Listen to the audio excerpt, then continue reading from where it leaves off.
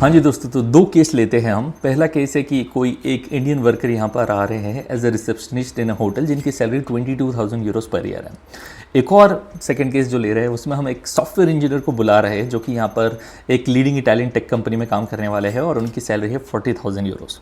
अब अंतर क्या है इन दोनों प्रोफाइल्स में? दोनों के ही जो वीज़ा केसेस है वो अलग अलग होने वाले हैं, वही जानने वाले हैं इस वीडियो के अंदर। सबसे पहले तो आज इस वीडियो में हम कोटा बेस्ड वर्क वीज़ा की बात करेंगे, non quota based work visa के बारे में बात करेंगे, इवन हम स्टार्टअप वीज़ा, इन्वेस्टर वीज़ा और डिजिटल नोमैड वीज़ा के बारे में भी बात करें पड़ेंगे। सबसे फेमस वीज़ा जो यहाँ पर होने वाला है वो कोटा बेस्ड वीज़ा होने वाला है, जिसको डिक्रेतो फ्लूसी के नाम से भी जाना जाता है। अब इसके अंदर क्या होता है, इसके अंदर एक set number of non European worker जो है वो सेट कर दिए जाते हैं कि इतने ही हम इस साल में बुलाने वाले हैं। 2026 में जो कोटा रखा गया था वो रखा गया था 1,64,000 वर्कर्स का। 2027 और 28 का जो कोटा रखा गया है वो रखा गया 3,32,000 वर्कर्स का। तो इन 3 सालों में काफ़ी सारे नॉन यूरोपियन वर्कर्स आने वाले और उसमें इंडियंस का कोटा काफ़ी ज़्यादा होता है। ये जो वर्कर्स होते हैं ये किसी स्पेसिफिक इंडस्ट्रीज के लिए आते हैं, जैसे कि टूरिज्म कह सकते हो, एग्रीकल्चर कह सकते हो, हॉस्पिटैलिटी कह सकते हो, या फिर ये हैवी इंडस्ट्री जो होती है वो। अब इसमें सबसे बेस्ट बात है कि यहाँ पर सिर्फ आप पासपोर्ट के बेस पर एप्लीकेशन कर सकते हो, पूरा process from application, work permit to visa, सब कुछ। सेकेंड, आपको कोई एजुकेशन की भी रिक्वायरमेंट नहीं है और कई बार तो आपको एक्सपीरियंस की भी रिक्वायरमेंट नहीं होती है। थर्ड, आपको जब ये कोटा जो होता है ये एक स्पेसिफिक टाइम पीरियड के लिए ओपन होता है और उसी टाइम पीरियड में अप्लाई करना होता है। तो जो जितना जल्दी अप्लाई करता है उसको कहा जाता है कि थोड़ा सा ज़्यादा एडवांटेज मिलता है। जैसे 9 बजे अगर एप्लीकेशन ओपन हो रही है तो 9:01 या 2 मिनट पर अप्लाई करेंगे तो ज़्यादा एडवांटेज होगा। अभी जैसे लास्ट टाइम ये फरवरी में हम इसके सबमिशंस हुए थे और इसके नवंबर के आसपास कहीं ना कहीं जो है इसकी एप्लीकेशन हुई थी। तो हो सकता है कि इस साल भी अक्टूबर नवंबर में इसके एप्लीकेशन हो और जो सबमिशन हो वो कहीं ना कहीं जनवरी फरवरी में होंगे। अब इस कोटा बेस्ड सिस्टम में भी जो है ना 3 तरीके की वीज़ाज होते हैं। पहला तो आपका सीजनल जो कि 9 मंथ्स का वीज़ा होने वाला है, दूसरा होने वाला है नॉन सीजनल जिसका आपका 1 ईयर का वीज़ा होने वाला है, और तीसरा होता है डोमेस्टिक जिसका 1 ईयर का टर्म होता है। एक एक करके समझते हैं। तो सबसे पहले अगर मैं सीजनल की बात करूं जिसको लवोरो स्टाजियोनाले कहते हैं यहाँ पर, और ये वीज़ा जो है 9 मंथ्स का होता है और ये इन स्पेसिफिक इंडस्ट्री के लिए आता है। ये वीज़ा स्पेसिफिकली सीजनल डिमांड्स को पूरी करने के लिए होता है, जिसमें कि आपकी एग्रीकल्चरल की कोई डिमांड है जो सीजन वाइज होता है काम, उसमें कोई टूरिज्म, हॉस्पिटैलिटी सेक्टर में कोई जो सीजन के टाइम पर चलते, जैसे समर्स में ज़्यादा डिमांड आती है तो उस टाइम के लिए चाहिए होता है। और ये वीज़ा जो है रिन्यू होने की पॉसिबिलिटी होती है अगर आपका ओनर कंटिन्यू करना चाहता है, लेकिन इसमें थोड़ी सी ना मुश्किलें आती हैं। और इसका अगर एग्जांपल है तो फॉर एग्जांपल कोई वर्कर जो है कोई बीच रिजॉर्ट पे काम कर रहा है, या फिर कोई वर्कर जो है वो हार्वेस्ट कर रहा हो ना फार्म, तो वो कैटेगरी के वर्कर जो है इस वीज़ा के अंदर आते हैं। सेकेंड कैटेगरी है नॉन सीजनल वर्क परमिट, जिसको लवोरो सबऑर्डिनातो नॉन साजोनाले कहते हैं, मतलब नॉन सीजनल। अब इसमें जो है ना इन कैटेगरीज में आ सकते हो, जैसे कि मैन्युफैक्चरिंग में हो सकता है, हेल्थ केयर सेक्टर में हो सकता है, शिप बिल्डिंग में हो सकता है, लॉजिस्टिक्स एंड ट्रांसपोर्ट में हो सकता है। अब ये जो है ये 1 ईयर का होता है जैसे मैंने बताया, और ये 1 ईयर के बाद रिन्यूएबल इसको करना काफ़ी आसान होता है। अब इसका एक एग्जांपल है तो फॉर एग्जांपल कोई वर्कर वेयर हाउस में काम कर रहा है तो उसको इस कैटेगरी में आ गया, या फिर कोई शेफ किसी रेस्टोरेंट में काम कर रहा है, या फिर ड्राइवर, या फिर कोई फैक्ट्री वर्कर, ये सारी कैटेगरी इसके अंदर आती है। अब जो थर्ड तरीके का वर्क परमिट है वो है डोमेस्टिक वर्क परमिट, जिसको हम यहाँ पर लवोरो डोमेस्टिको कहा जाता है। और इसमें इन सेक्टर्स के लिए आप आ सकते हो, जैसे कि किसी एल्डरली की असिस्ट करना, या फिर किसी चाइल्ड की टेक केयर करना, या फिर एज अ हाउस कीपर।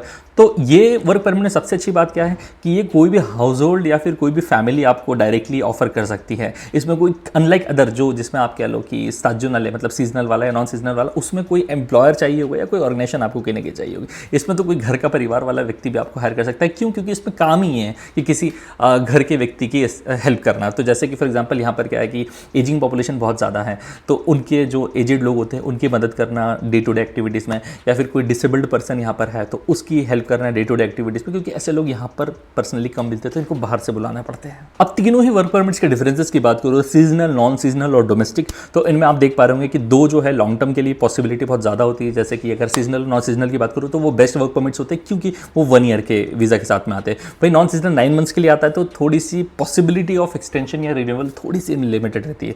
बाकी तीनों के सेक्टर्स आप देख पा रहे हो कि यार अगर हम सीजनल के लिए आ रहे हैं तो टूरिज्म या हॉस्पिटैलिटी में कह लो, या फिर एग्रीकल्चर में। अगर आप नॉन सीजनल के लिए आ रहे हो तो वो आपका इंडस्ट्रीज़ में हो जाता है, मैन्युफैक्चरिंग, लॉजिस्टिक, ट्रांसपोर्ट, इन सब में। और वहीं अगर आप जो है डोमेस्टिक के लिए आते हो तो एल्डरली केयर, हाउस कीपिंग, ये सारी जो है चीज़ों में आता है। और इन तीनों ही वर्क परमिट्स के ऊपर मैं काफ़ी रेगुलर अपडेटेड वीडियोस बनाता रहता हूँ। Now the next category is EU blue card, जो कि ये पूरे यूरोप में फेमस है और it is given only to the highly skilled professionals. और इटली के जुरिस्डिक्शन के अकॉर्डिंग इसमें जो आपकी मिनिमम सैलरी होनी चाहिए वो होनी चाहिए 35,000 यूरोस। तो अगर आप इससे ज़्यादा की सैलरी के बेसिस पर यहाँ पर आ रहे हो और कुछ चीज़ें हैं आपके पास, तो आप इस वर्क परमिट के लिए अप्लाई करने वाले हो। और ये जनरली आईटी के बंदों को मिलता है, हेल्थ केयर प्रोफेशनल्स को मिलता है, या फिर फाइनेंस इंडस्ट्री में जो लीडिंग पोजीशंस पर आते हैं उनको मिलता है। तो सबसे पहली रिक्वायरमेंट इसमें आपका जो सैलरी वो ऑब्वियसली 35,000 यूरोस पर ईयर के ऊपर होना चाहिए। सेकेंड, आपके पास में एजुकेशन होना चाहिए, एटलीस्ट अ बैचलर्स डिग्री। देन आपके पास में उस चीज़ को करने का एक्सपीरियंस होना चाहिए।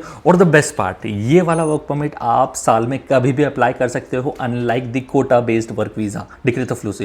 क्योंकि डिक्रेतो फ्लूसी के लिए एक टाइमलाइन ओपन होती है और उसी टाइम आपको अप्लाई करना होता है। ये आप कभी भी अप्लाई कर सकते हो और इसकी एक ही रिक्वायरमेंट की आपकी जो जॉब है वो हाईली स्किल्ड होनी चाहिए। और इन दोनों ही वीजास को अप्लाई करने के लिए सेम प्रोसीजर होता है। प्रोसीजर सेम है, बस टाइम अलग अलग हो सकता है। जैसे फॉर एग्जांपल सबसे पहला आपको ऑब्वियसली यहाँ पर कोई आपके पास मालिक होना चाहिए, जिसको एम्प्लॉयर कहते हैं, वो होना चाहिए। Then the employer is going to apply for the work permit, जो कि आप मान के चलो 3 महीने के अंदर अंदर आपका वर्क परमिट का अप्रूवल आ जाता है, जिसको नूला उस्ता कहा जाता है। जैसे ही आपका नूला उस्ता है, वर्क परमिट अप्रूवल आता है, उसके बाद आप वीज़ा के लिए अप्लाई करते हैं, जिसमें आपको समझ लो 1 महीने के आसपास का टाइम लगता है वीज़ा आने में। वीज़ा आने के बाद आपको यहाँ पर आना होता है। यहाँ आने के बाद आप परमानेंट सोजोर्नो के लिए अप्लाई करते हैं, जो कि आप मान के चलो 6 महीने के अंदर आपके पास आ जाता है। एंड देन आप साइमल्टेनियसली अप्लाई करते करते ही जो है आप जॉब भी कर सकते हैं, and you can start earning in Euros. और उसके बाद 5 साल रहने के बाद आप यहाँ पर पीआर भी अप्लाई कर सकते हैं। Now let us talk about digital nomad visa. Now this is specifically for remote workers जो कहीं से भी काम कर सकते हैं, ये फ्रीलांसर्स के लिए जो कहीं से भी काम कर सकते हैं। और इसमें सबसे अच्छी बात है कि जैसा मैंने बताया, अदर 2 चीज़ों में, सीजनल या फिर ब्लू कार्ड में, आपको जो है नूला उस्ता चाहिए रहता है। इसमें कोई नूला उस्ता की रिक्वायरमेंट नहीं, आप डायरेक्टली इसको जो है एम्बेसी में जाकर एप्लीकेशन कर सकते हैं। तो ये वीज़ा जो है आपको 1 ईयर का मिलता है, एंड ये रिन्यूएबल भी होता है। अब इसमें क्या क्या चाहिए, इसमें यार ऑब्वियसली आपके पास एजुकेशन होना चाहिए, आपका एक्सपीरियंस होना चाहिए, और सबसे इंपॉर्टेंट आपका सैलरी थ्रेशोल्ड 28,000 यूरोज होना चाहिए मिनिमम आपकी सैलरी। अगर इतनी है then you can apply for it. और इसमें द मोस्ट इंपॉर्टेंट रिक्वायरमेंट कि आपके पास प्रूफ होना चाहिए that you can work remotely and can be applied any time of the year.